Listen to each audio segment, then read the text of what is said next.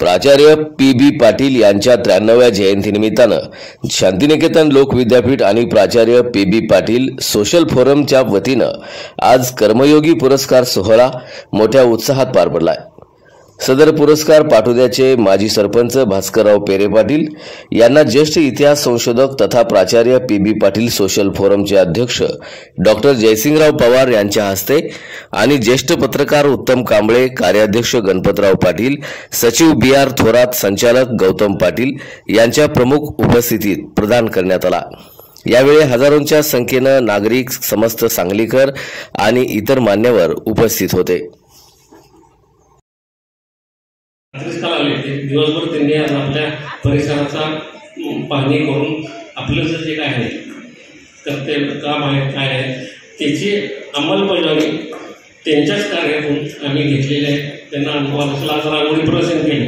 रांगोळी प्रदर्शनाचा पण विषय आपण ग्रामीण तुम्ही सर्वांनी बघून घेतला असेल तर ठीक आहे, नसेल तर परत एकदा तुम्ही रांगोळी प्रदर्शन बघून घ्या। म्हणजे ग्रामीण जीवन कसं असावं, ग्रामस्वराज हे जे आराम असताना मंत्रिमंडळ स्थापन झालं त्यापासून पी.बी. साहेबांशी संपर्क आल्यामुळं ग्रामस्वराज्य काय असेल ही संकल्पना आवाज डोक्यात पूर्णपणे भिनली होती आणि त्या पद्धतीने त्यांनी ते खातं मागून घेऊन संपूर्ण महाराष्ट्रामध्ये त्यांच्या कालावधीमध्ये भरपूर विकास केला। गाडगे बाबा योजना असतील, सगळ्या योजना असतील त्या आबांनी इम्प्लिमेंट केल्या आणि त्या कशा बंद पडतील हे नंतरच्या राजकारण करते।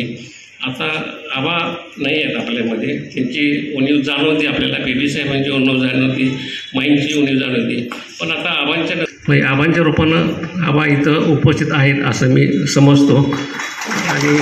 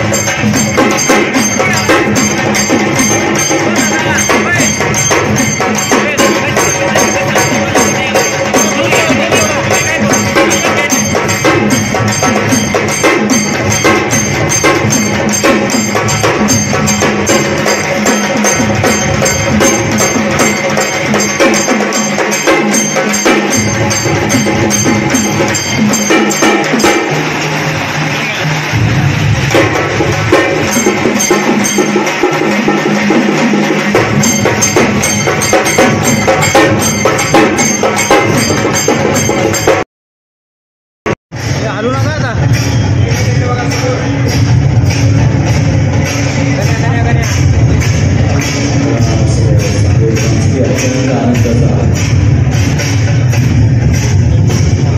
समोर बघायला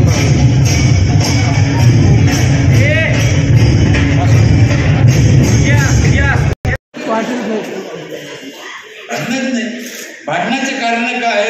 नळाला पाणी नाही आलं, बंधारा फोडला, जागे भांडणं झाले, याची तिकडे त्याची इकडे, सांडपाण्यावर भांडणं आहे, घराचे अतिक्रमण दगड ढुल्याचे भांडणं आहे।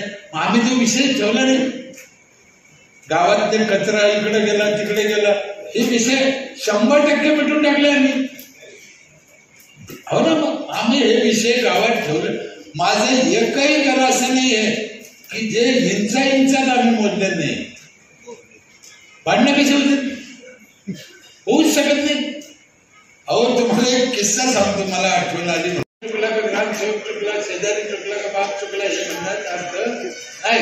आता आपण एकमेकाला घेऊन चालायचं, एकमेकाला शिकायचं, एकमेकाला मदत करायची, एकमेकाला जळायचं नाही, जाती भांडणं लावायचं नाही। कशाची जाती?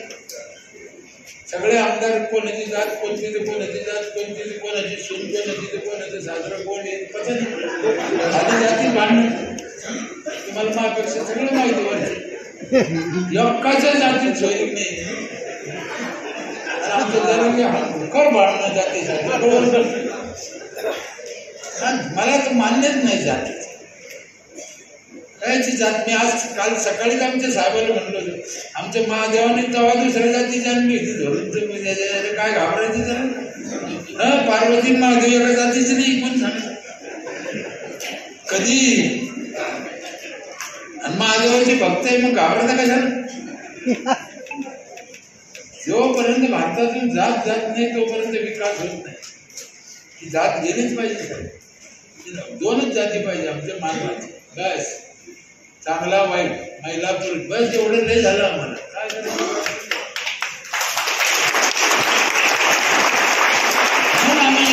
मला संतांनी काय सांगितलं, यारे यारे सारे. हातात हात घेऊन चाला. आम्हाला घेऊन चालायचंय, एकमेकांच्या हातात हात घेऊन चालायचंय, गोडीनं राहायचं. जी शिकवण आम्हाला डॉक्टर साहेबांना दिली ती आम्हाला घेऊन चालायची. माझ्या जीवनातले बऱ्याच वेळेस सांगितलेलं, पण मला आठवण आली आता एक तेवढं एक उदाहरण सांगतो. घेऊन चालायचं.